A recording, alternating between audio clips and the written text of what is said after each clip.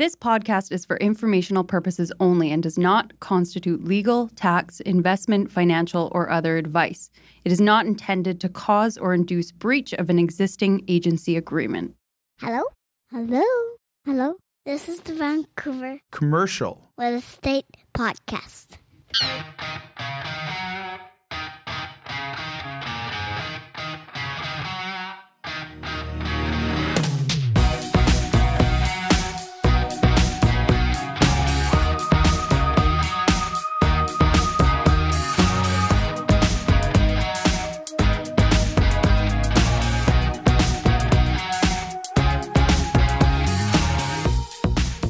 And welcome back to the Vancouver Commercial Real Estate Podcast. I'm Cory Wright. And I'm your other host, sometimes host, Matt Scalina. And Cory, I just want to get the elephant out of the room here to begin. You sound like you have COVID.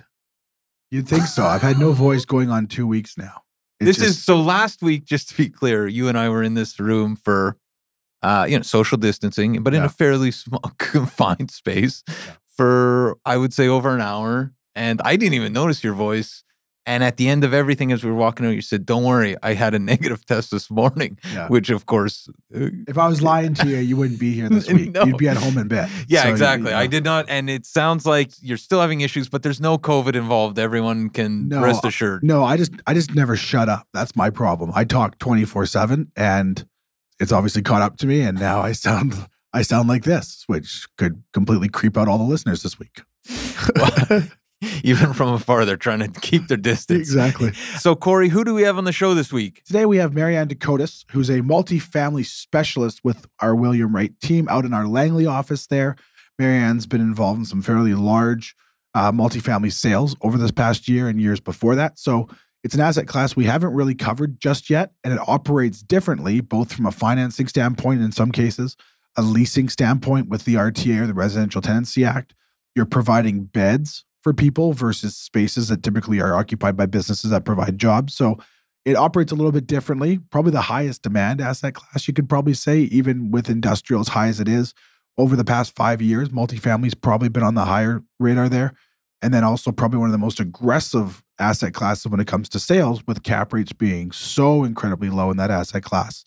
It operates almost independently from most commercials. So multifamily, as I understand, is basically essentially the black sheep of the commercial industry because it operates totally differently. It said to everybody else, I'm going on my own. And but the one thing that, and we talk about it with Marianne as well, but the demand for multifamily outpaces the rest of commercial. And yet the opportunities, in my mind, it's harder to see. I guess the stability is the play, right? It's harder to see where the big opportunities lie. Yeah, so when you're buying multifamily, you're getting usually a lot lower cap rate on it than you might find in other asset classes, but the vacancy rate consistently is probably sub 1%. So the trade-off is I'm going to have little to no vacancy in my asset versus if I buy a retail strip center, maybe I might have, 2 of my 5 units could be vacant at one point. But as those units turn over in multifamily, you can bump up the rents to whatever the market will pay. So you can get your numbers up on it. But that's the trade-off, is you've got little to no vacancy almost everywhere in that asset class, that the income is just stabilized. And the challenge, of course, which we talk about with Marianne too, is when the margins are so tight and interest rates are set to bump, it has a greater impact. Yeah, and if you remember too, if you go back, when the Liberals were in power before the NDP took over the House, there was a minimum 2% increase plus a calculated amount based on inflation. Right. That, let's say, for example, would be between 3 or 3.5%. That was your maximum rent. When the NDP got in power, increased. That was the maximum increase. Sorry. And the NDP got in power, they took away that flat 2% and just reduced it to just whatever the inflation rate was, or the calculation to get it. And this year in 2022, the maximum rental increase for tenants that are currently in the property is 1.5%, which makes it very challenging if I have, say, a 10-unit building. My insurances are going up. My property taxes are going up. And December inflation was 5%, I think. So costs to operate the building are going up.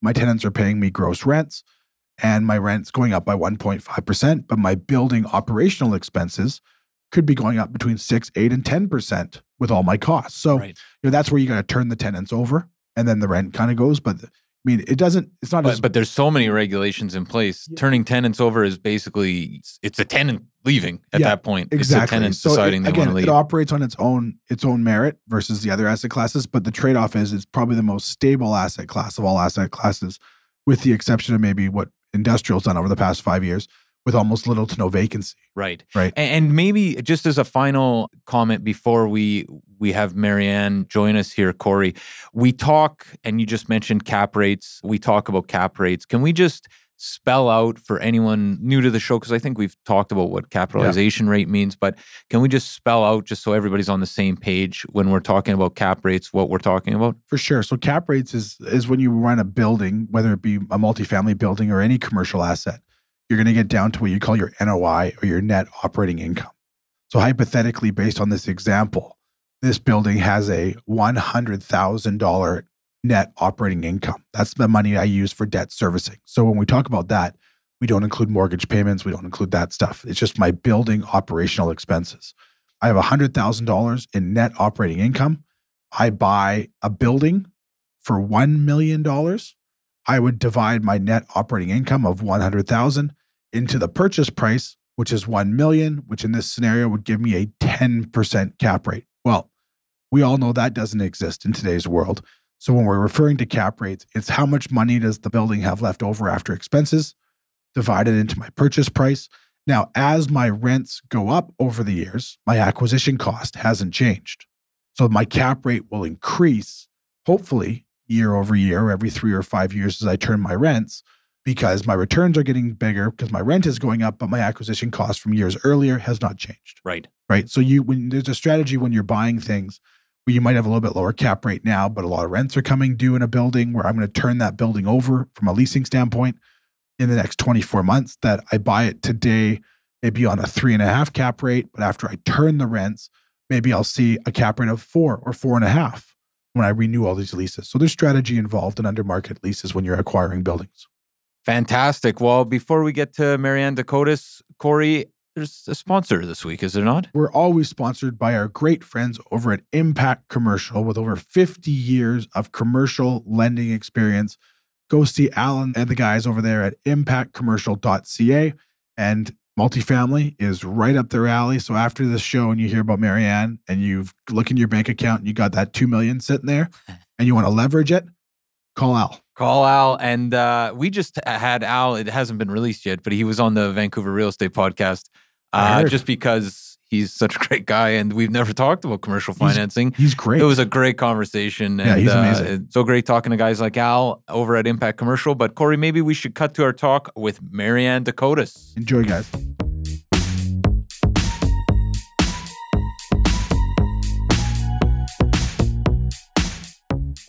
All right, we're here today with Marianne DeCotiis, multifamily specialist with William Wright Commercial in their Langley office. Marianne, how are you doing today? I'm good. How are you guys doing? Good. Very well. Yeah, thanks, Marianne, for taking the time today. It's kind of exciting. I feel like it's surprising that we haven't talked about multifamily extensively on the Vancouver Commercial Real Estate Podcast yet. Well, the problem is Marianne's just so busy selling buildings that we can never get her on. That's the problem.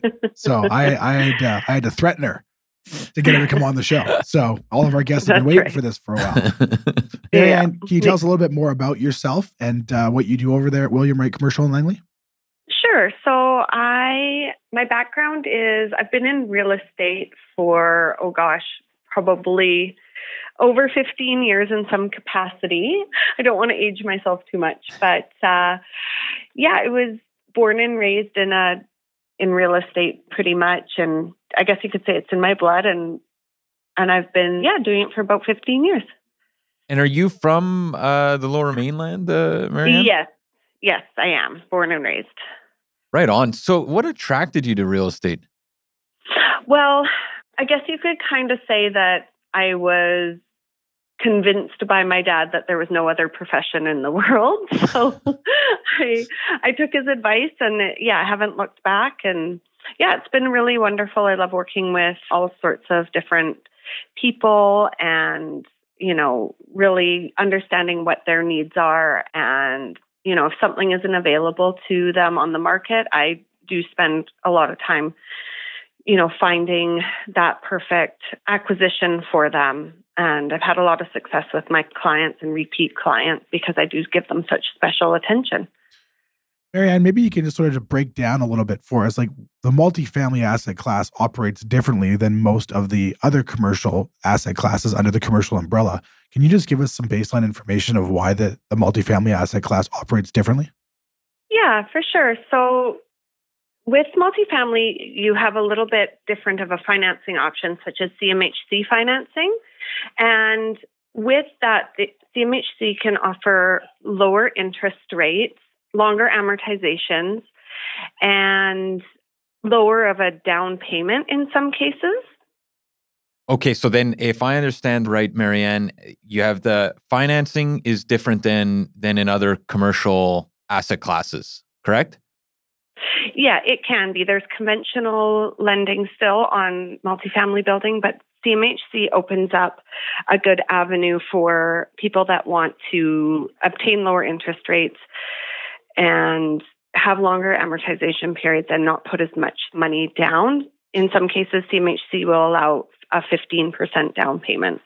So just so I understand, just thinking about the financing kind of component here, on the residential side, CMHC is involved as the insurer, right? If you're putting down less than 20%, or as one of the insurers that is potentially involved. In a case like this, if you're interested in commercial real estate and you're thinking about multifamily, does everyone have access to the lower interest rates and the higher amortization periods with CMHC? No. So CMHC does require some qualifications. So essentially, the building has to be a certain number of units, and there's a loan amount that is required, like a base loan amount. It also has to cash flow. So, if we're looking at really skinny cap rates, you're going to need to put more money down. So it's not accessible to everyone, but it's a nice alternative to conventional lending, and it just also gives buyers a different option than conventional, but there is qualifications that you have to meet to get CMHC financing. And one of the biggest reasons why CMHC exists as an insurer for multifamily buildings is because you're providing housing for people. Right. Versus if you buy retail or industrial or office or self-storage or whatever, you're not providing housing in most cases. You're providing places for work and investment opportunities. So CMHC gives investors and multifamily owners the opportunity through that by having maybe some more aggressive interest rates and some longer amortization periods than you would traditionally find because you are providing housing at the end of the day for people. I'm just thinking about kind of for somebody listening that, is potentially interested in commercial real estate, but the mom and pop investors where this starts to get interesting, especially with the lower down payments here. I guess a few different questions about multifamily here in the Lower Mainland. One is, if you're able to access the CMHC criteria or terms, what kind of amortization are we talking about? And what would 15% look like even on like a small multifamily building in the Lower Mainland? Like, what are these buildings selling for, even kind of to get in? It really just depends on the number of units and where you're looking when we're looking at the price.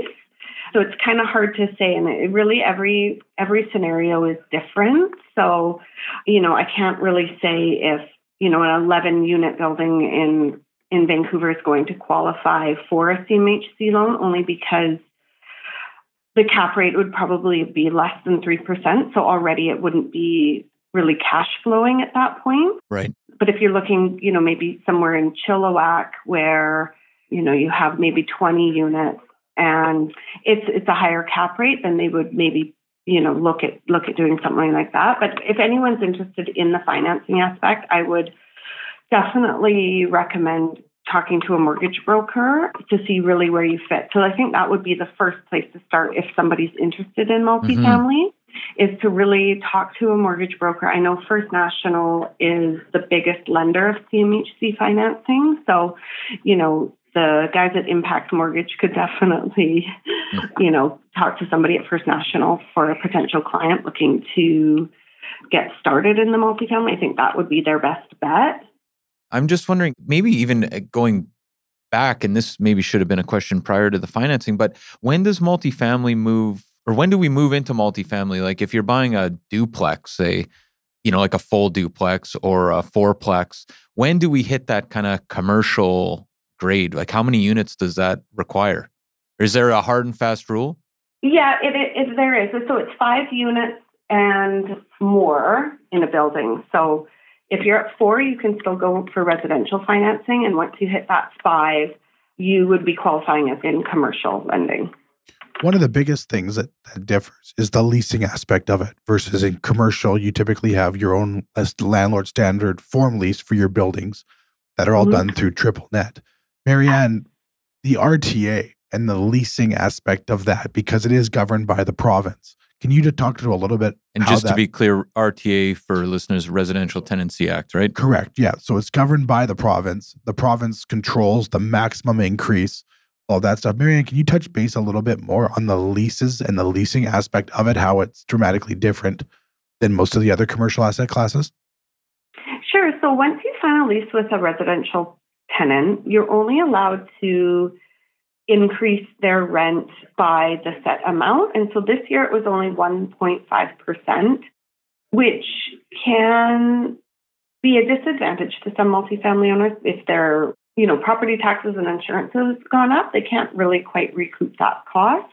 But the plus side to owning a multifamily building is it's very attractive because the vacancy rates are lower and, somebody always needs a place to live. So it's a less risky type of investment, so to speak. I know nothing seems risky right now, but everything just keeps going up. But it's a less vacancy. And it's also good because multifamily buyers can start small with, 5 units, 6 units, 7 units, and then work their way up, once they get more expertise in dealing with, tenants, the residential tenancy board, and all that. So it does make it still attractive for investors, even though the rental increases can't happen, say, in a commercial unit where you can increase the additional rent to coincide with your growing expenses yearly.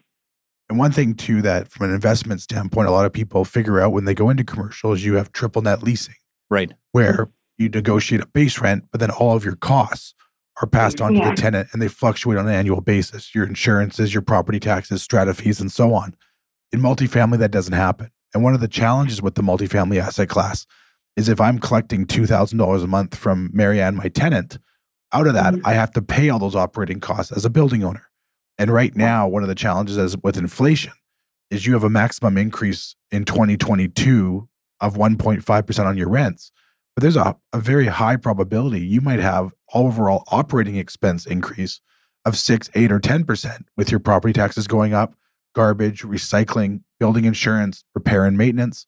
So that is one of the challenges in the multifamily asset class. And when vacancy is literally at almost zero, depending on where you look, these units aren't turning over at a pace fast enough. That's the challenge. Yeah, the vacancy is a double-edged sword, right? It's great for stability. Yeah. But nobody wants to move because it's so hard to find a place. If you look at it, and let's say, for example, you had a building that had 10 units and you turned over 1 per year, hypothetically, that building could take 10 years for you to stabilize the income on it.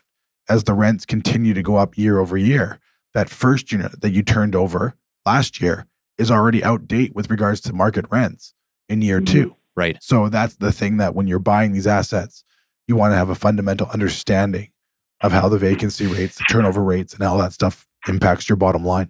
And this area of the market, as I understand, Marianne, has been very busy, right? Over COVID and before, multifamily has been a very hot area of the commercial real estate world, correct? Yes. Yeah. I mean, the reason why we're seeing this is because we live in the most beautiful city in the world, arguably, and housing prices are just so high that renting is really the only option for people. So demand is there, coupled with, some immigration and that, our economy has been doing well for the last, 15, 20 years. So it's a very stable investment when you invest in multifamily. But Cory, just to touch on one thing that you mentioned in regards to recouping some, cost increases. So back in 2018, the BC government did introduce some capital expenditures allowance that landlords can charge back to the tenants. So how it works is if they had to replace some major components such as the heating system, they can take that cost and submit it to the residential tenancy board and get approval to charge the tenants a maximum of 3% per year to help cover the cost of those capital costs. So that encourages landlords to, maintain their buildings, maintain the operating systems, and allows them to recoup some of that cost. One thing that strikes me is if you read in the media generally, and there's a couple of usual suspects I feel like that get raked over the coals when you're thinking about the West End and other areas about, the evil landlords in the multifamily area. But the numbers are really tough to make work if you're buying a building by the sounds of things. And the Residential Tenancy Act is not, at least at this year, clearly not keeping up with inflation. Yeah. I know from past conversations when we've kind of briefly touched on multifamily, the last couple of years has been very busy in this asset class. And it seems like interest rates have been a driving factor in people making these purchases. Marianne, what's your sense of what happens if interest rates increase, 3, 4, 5 times this year or over the next year or two in the multifamily landscape? Yeah, if they increase, it will definitely affect the cap rate and therefore the prices of multifamily. It just doesn't make sense for someone to buy a multifamily building that's giving him or her a 3% cap rate when the rates are at 3%.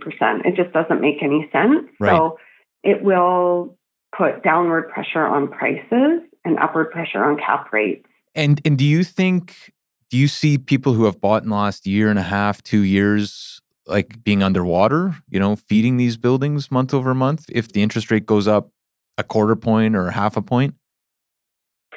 Quite potentially, but I know banks hedge against this. So they usually want to have some cash flow.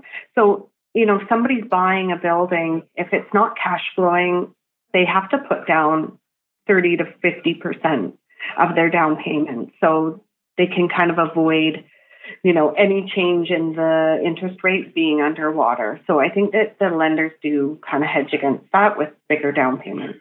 So if I understand, based on what you said previously, though, if interest rates go up, cap rates have to go up. So we're going to see potentially some downward pressure on pricing in this market. Does demand dry up, or is it just a kind of repricing of the asset?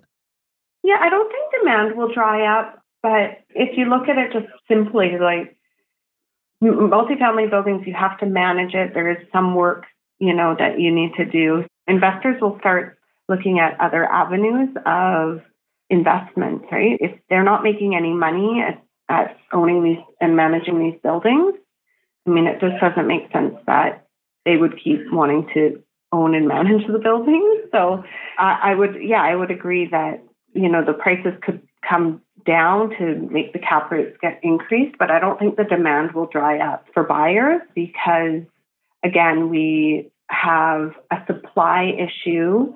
We don't have a lot of rental stock. We have, people that can't afford to get into the real estate market, so they have to rent. And it's still a very safe place to put as an investment, as people always will need a place to live. Right. And I just want to make sure we've covered our bases in terms of where we see the key differences between multifamily and the rest of commercial real estate. So there's the financing is different, especially when it comes to CMHC's involvement. It sounds like the down payments are lower. It's a little bit easier to get in. We have I guess from an investor's standpoint, the negative impact of the Residential Tenancy Act, limiting what you can do. The triple net lease that's available in other commercial assets is not in multifamily. Are there other differences that we're missing here?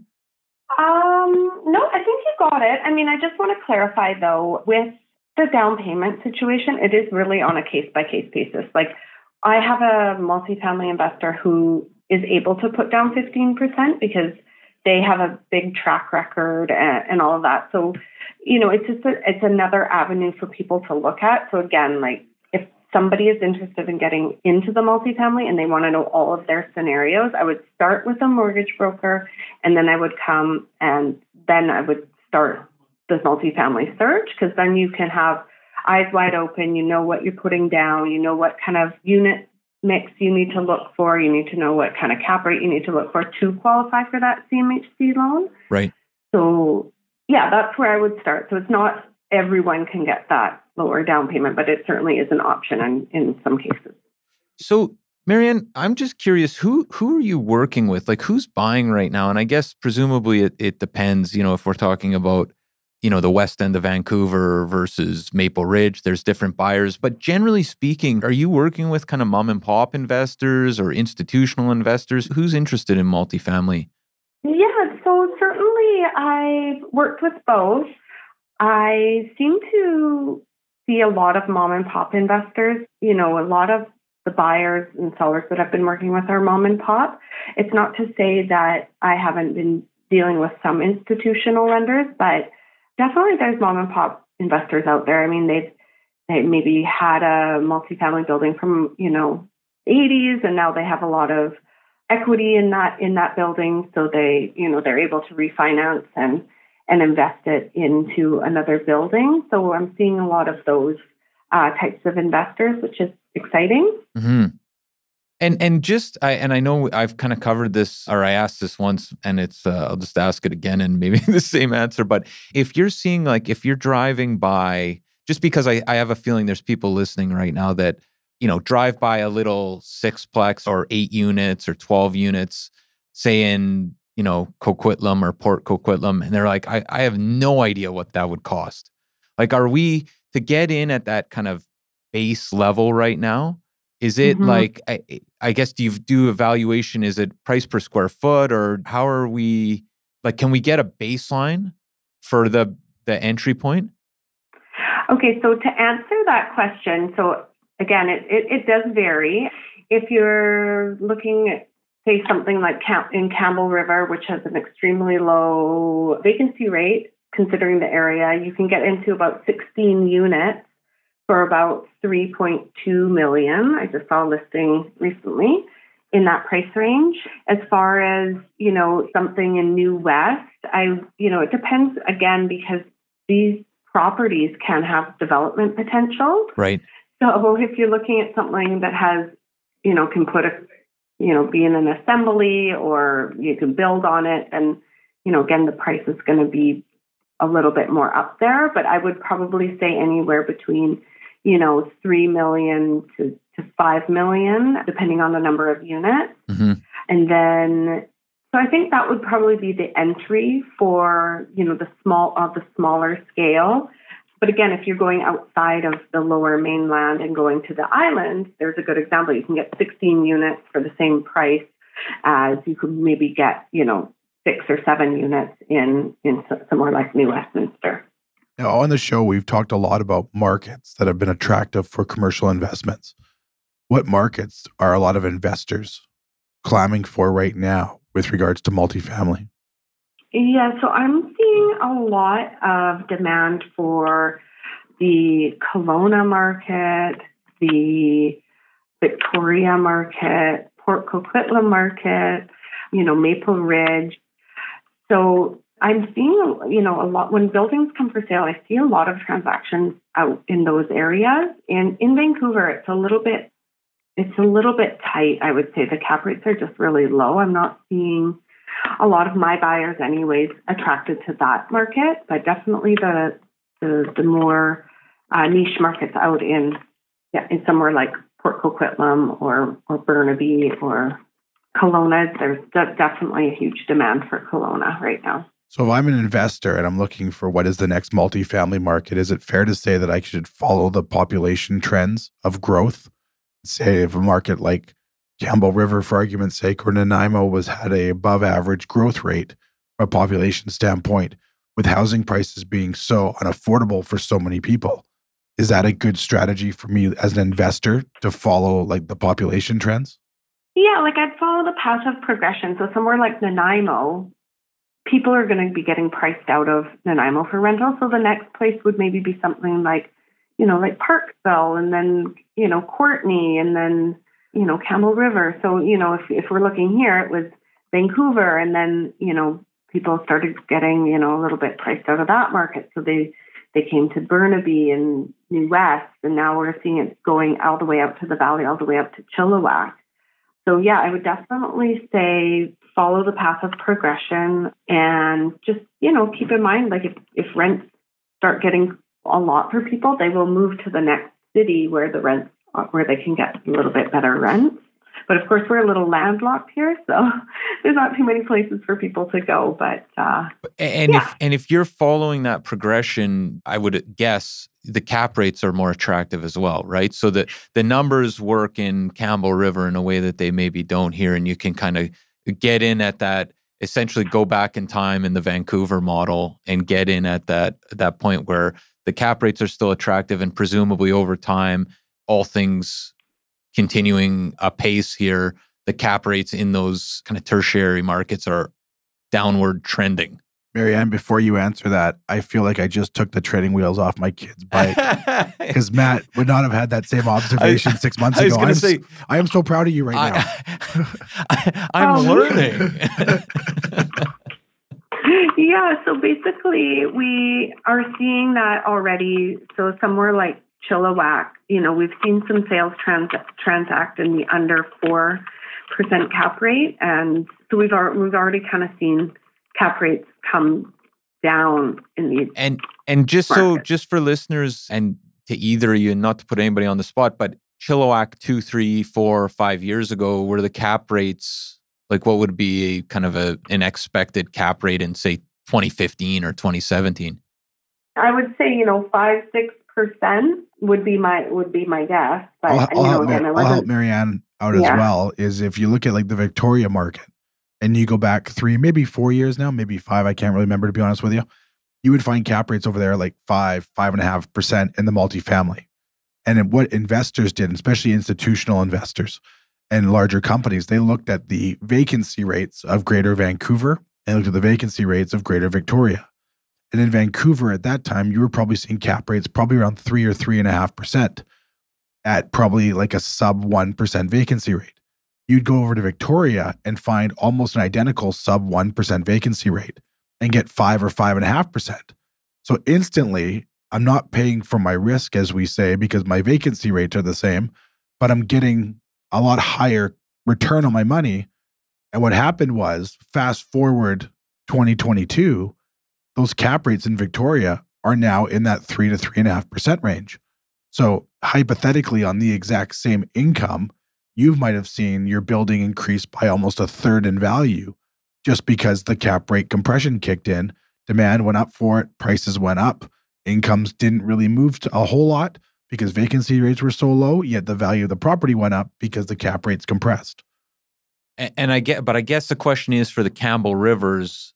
Yeah, they would be a higher cap rate, say, compared to like a downtown Vancouver. Right. When you go into these other markets, you would get a little bit more bang for your buck because demand for the product wouldn't be, say, as high in downtown Campbell River as you might find in downtown Victoria or downtown Vancouver. Right. The risk is just higher for vacancy, presumably, and just a smaller market risk, essentially. And to Marianne's point, that's where if you follow like the flow of where the people are going, is vacancy rates will come down in these markets as more people go to them. From a tenant standpoint, that will create cap rate compression. Demand for that market will grow. Your investment will appreciate quite simply on the same income, just based on demand for the product, like the Victoria example, right? So one thing you want to make sure is when you're going into these secondary and tertiary markets is make sure you have an understanding of what the cap or the vacancy rates are. Where if you look at something, let's say in Edmonton, that might have a much higher cap rate, I don't know what they are offhand, but let's say just purely for an example standpoint, let's say 7 on a multifamily building or 8, but it might come with a 10, 12, or 15% vacancy. By the time you flush that stuff out, cap rate drops. I had a guy pitch me a multifamily building in Rivers, Manitoba this summer. What was the cap rate? 26? Yeah, they'd been vacant for years. That was the only problem. Marianne, I just have a question here, just thinking about, say, downtown Vancouver, where it's 3% cap rate or potentially lower. The play there, just so I understand it, is just essentially super safe stable investment, correct? Because as I understand it, with the Residential Tenancy Act and the inability to really raise rents very quickly, it's hard to see those prices going up anytime soon. Do I have that right? Yeah. So, I mean, with Vancouver in particular, we've seen a lot of land value increase. So that's one way to, increase value of the overall building is to have all of the market, come up. Right. But the other ways you can, increase value is, sometimes buildings are mismanaged, and you can change how you operate the building when you purchase it. It can save you money. You can upgrade to different systems to help with overall cost of running the building. And then, of course, some rezoning and development potential is another way to increase value of a building, say, in Kitsilano or the west end of Vancouver. One of the scary words in real estate over the years was shadow flipping. Mm-hmm. One of the equally scary words was renovictions, where people would buy these buildings, move these tenants out, renovate the building, and then lease it at fair market rates. Marianne, can you maybe touch a little bit on what renovictions are and how a lot of cities have come forward with plans on how you have to do it if you do it, or some cities have pretty much made it so hard to do that they've actually deterred people from doing it altogether? Yeah, so they have definitely put a stop to that type of practice because, it was putting a lot of renters in the lurch where they all of a sudden couldn't afford the place that they had been living for, some cases, 10 years or whatever the case may be. And the cities got a lot of complaints. And so they kind of put an end to that. There are some communities that still allow it, but you have to, pay the tenant, and then you have to allow them to move back in at the same rate they were paying. So again, it kind of deters anybody from wanting to do that. It also deters people from just doing general maintenance and upkeep, presumably. That's one of the challenges is if you have, and Marianne touched a little bit on some new programs that have come out that have allowed landlords to apply with the residential tenancy branch or a branch with regards to some other just what we call capital costs for the building. Right. But if I buy a multifamily building, let's say in Vancouver, and I'm getting maybe a 2.5% cap rate on it today. Hard to replace the elevator. That if my elevator goes, that might hypothetically be a couple of years of rent to collect to get that money back. Yeah. Right? So then it changes it dramatically. So when you're buying these assets, especially these older assets, you really got to make sure you get a good inspector in there and really get the professionals to take a look at it so you can budget properly moving forward, because some of these buildings could end up in a bad position if they're not properly maintained, or there's a lot of what we call deferred maintenance on the property after you close on it. Right. Yeah. There are two types of buyers too, I'm finding. Some buyers really just want all of the capital improvements done, and they want their building very turnkey so they don't have to worry about it. And they're getting a little bit lower of cap rates because they know, well, the elevator's been fixed, the roof has been done, that sort of the units have been turned, so I can just be very hands off. And then I have other buyers that I want to be able to capitalize on, doing the turns and, upgrading the building and then, buying it at a little bit higher of a cap rate. So there are definitely two ways of looking at it, which is good. Right. Depending on, I guess, your level of energy and goals. But wow, exactly. Interesting. I feel like Cory's made the case over and over that commercial is the space to be in over residential. And one thing that is challenging about multifamily is it has a lot of the constraints. Well, I guess it's beds, right? But it has a lot of the constraints that we see in the residential market for investors and the challenges. The attractive part from an investment standpoint, if I have a retail building and I release it to some tenants, I'm going to have much more landlord intensive work with regards to free rent and fixturing and tenant improvement allowances and all that stuff that has to go into it. So my out-of-pocket costs versus multifamily, and I'm not saying you can't improve your units because you can.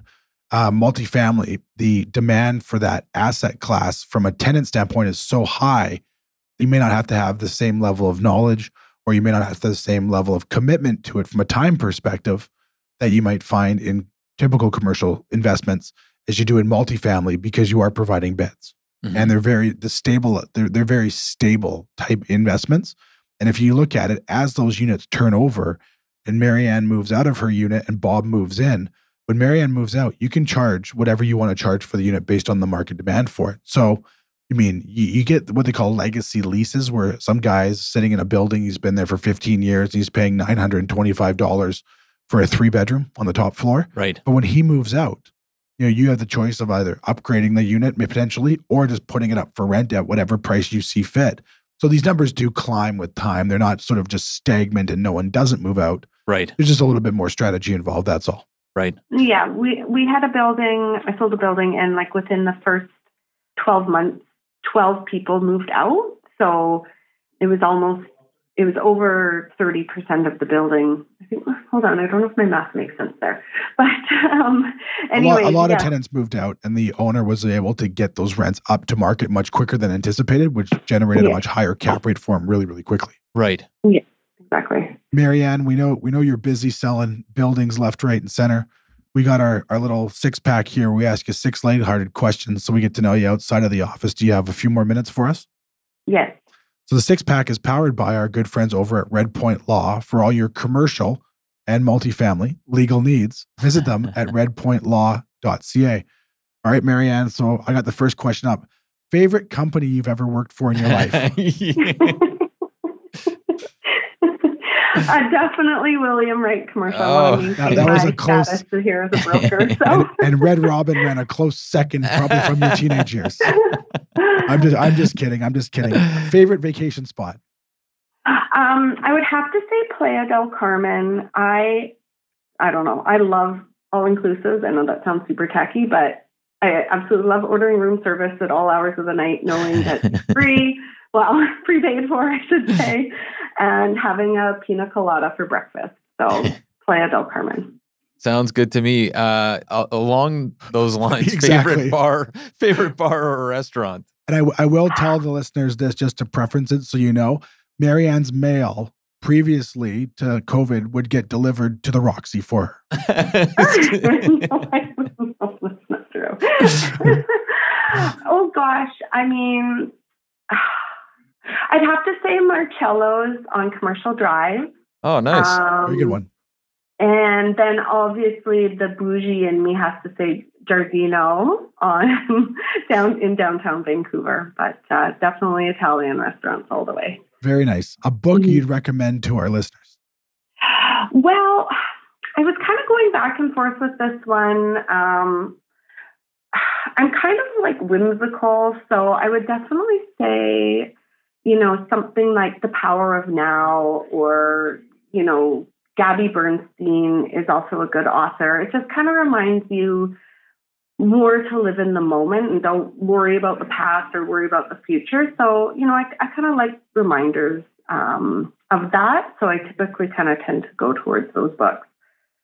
Fantastic. Favorite TV show or movie? Okay, so my favorite TV show is anything Real Housewives. Hey, that's Matt's favorite TV show. I was going to say, that's Matt's favorite we can TV be show. Friends. I'm always making connections during the 6-pack. And I guess favorite movie of all time. I have lots of movies, but I really do love Happy Gilmore. I find myself quoting throughout the day sometimes. But yes, that's always a good go-to. That was not where I thought we were going. Yeah, I didn't see that one coming. But hey, I guess that's what happens when you get when your guest is on the Real Housewives of Maple Ridge. Right. All right, Marianne, favorite band? Okay, so I listen to the podcast, and I know 90s rap is huge here, and I don't disagree with the listeners. I love a good Biggie now and then. But I think my all-time favorite band, and this goes back to my high school, is probably Sublime. I can, sing one of their records probably all the way through. So that's my final answer, is Sublime. Well, you know what? It's funny about Sublime. For whatever reason, it was, the soundtrack of my high school years, basically. And I kind of forgot about it until a couple of years ago. And man, for almost everything that I liked in the 90s seems to have not held up very well. Sublime is one, though, where it's kind of timeless. And I almost feel like I wish I liked them more in the 90s because it's held up so well. Well, So thanks to Spotify, you can listen to it nonstop now. All right, final question for you here, Marianne. Advice for listeners or investors thinking about getting into the multifamily game? Well, from what I've learned, and I try to carry this mantra, even though I get attached to everything I do, Cory can attest to that. But investors really don't get attached to the deal. There will always be another deal, and sometimes they work out better. So just leave the emotion out of purchasing, make sure the numbers make sense, make sure the long-term vision matches your vision. And if the seller, if it doesn't work out, then just rest assured that it wasn't meant to be, and there'll be another one shortly. As a final thing here, Marianne, I'm sure somebody's definitely wanting to reach out and learn more about multifamily real estate. How can people find out more about what you're doing at William Wright and reach out to you directly?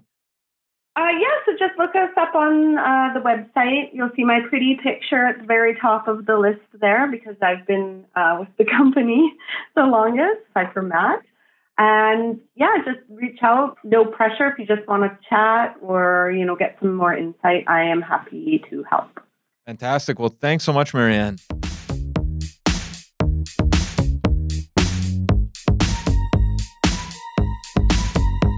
There you have it. Our interview with Marianne DeCotiis, multifamily specialist with our William Wright commercial Langley office there, but she does work throughout the province. Great insight. And she really, really unpacked, kind of showing you how that asset class operates differently than most of the traditional commercial asset classes under the commercial umbrella. Right. Yeah. Much. I felt like I was in my wheelhouse. Kind of similar to residential. I've never been more proud of you.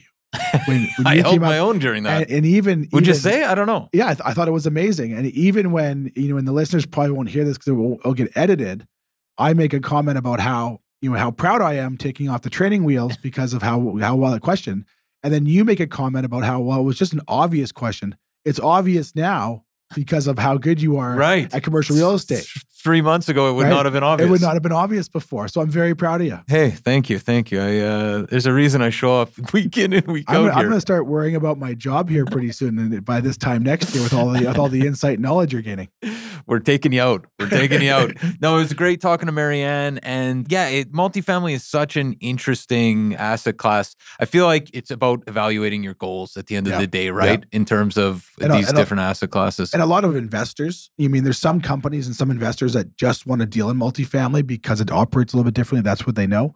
Other companies love having multifamily within the portfolio. So almost kind of like de-risks your portfolio to some degree because it's just so stable that you might have other asset classes like office buildings or retail strip centers or industrial plazas that have gone through some ups and downs depending on where you've been over the past couple of years versus multifamily's just kind of chugged along. Steady Eddie. It is. So it's a great thing to have in your portfolio of commercial assets because it creates that stability you're looking for that you may not find in all asset classes. Fantastic. Well, what else do we have before we cut for the day? You've been lining up some big guests coming on the show. We've got some very, very big guests coming up, and why they want to talk to us, I'm still figuring it out. But we are very lucky next week to have Doug Porter, a senior economist with BMO Capital Markets in Toronto. January 26th, the Bank of Canada came out and said we're going to hold rates where they are. Right. Surprising. Which I think could be surprising on either side. I'm really interested to hear what Doug's thoughts on that are and what he thinks moving forward. Because I've heard everything from some people still think we're going to get that same 1% increase, but it might be done in 3 incremental increases, maybe half, or maybe 0.5% and then quarter over the course of the year. I've heard other guys say that they think it's not going to go up as much because Omicron and obviously what that's done, they don't really want to shake it too much. But then you got inflation, which seems like it's going up every day right now. How does that play itself in? So we are so thrilled and so lucky to get Doug to join us here and sort of really unpack a lot of what they sort of foresee in the banking world in 2022 and 2023? It's going to be a big year. I wouldn't want to be in Tiff Macklem's seat right now. That's a hot seat at the Bank of Canada, I'll tell you that. But Doug Porter's going to be great. So useful to talk to these really bright guys. Well, I'm almost wondering after they get off the show if they almost feel stupider from just talking to us, right? Like, I hope we don't do that to our guests. I hope we don't do that to our guests. Fantastic. Well, Cory, how can people find out more about what you're doing at William Wright Commercial? They can visit our website, williamwright.ca, and sign up for our newsletter and all the new exciting listings and news coming out.